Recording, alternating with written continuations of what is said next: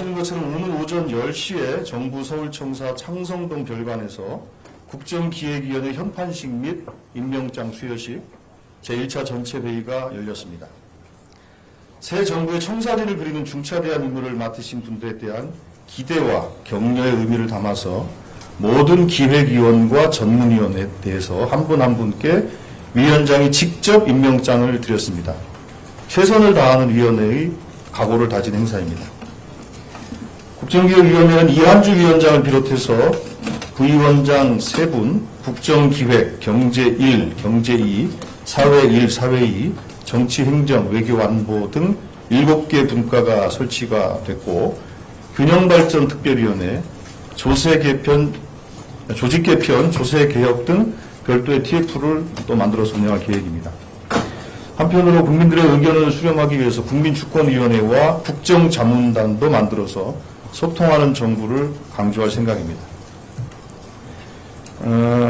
좀 더 자세히 말씀을 드리면 이 국정기획위원회의 주요한 역할과 미션은 새 정부의 국정운영 방향 및 국정과제 그리고 정부 조직 개편안 방안을 만드는 것입니다.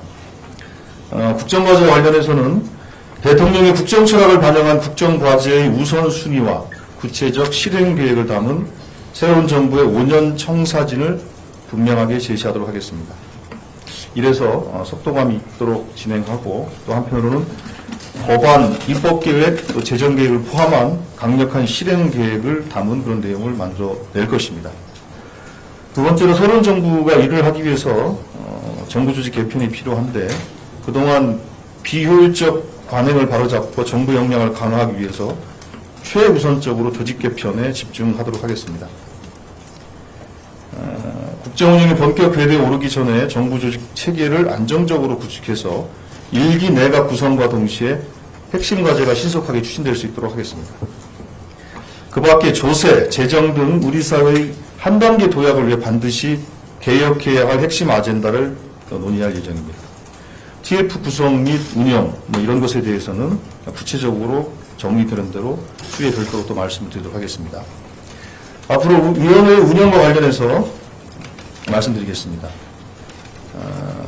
전체회의 종료되고 나서 이따 오후에는 각 분과별 회의를 진행할 겁니다. 그리고 내일 아침부터는 이제 매일 운영위원회를 열어서 국정기획위원회의 전체적인 전반적인 상황에 대해서 논의하고 결정하는 그런 운영위원회가 열리게 될 것이고 각 분과위원회는 상황에 따라서 매일 또 하루에 몇 차례씩 회의가 진행이 될 것입니다. 그리고 이번 주 수요일부터 금요일까지 3일간에 걸쳐서 세종청사 인근에서 각 부처별 업무 보고를 진행할 생각입니다.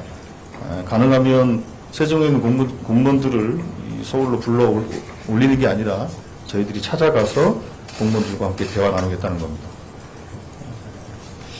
그리고 현장에 찾아가서 실제 공무원들이 현안 대응이 매우 바쁘신 분들이어서 그분들을 위해서 핵심 위주로 정확하게 진행할 생각이라고 말씀드리겠습니다.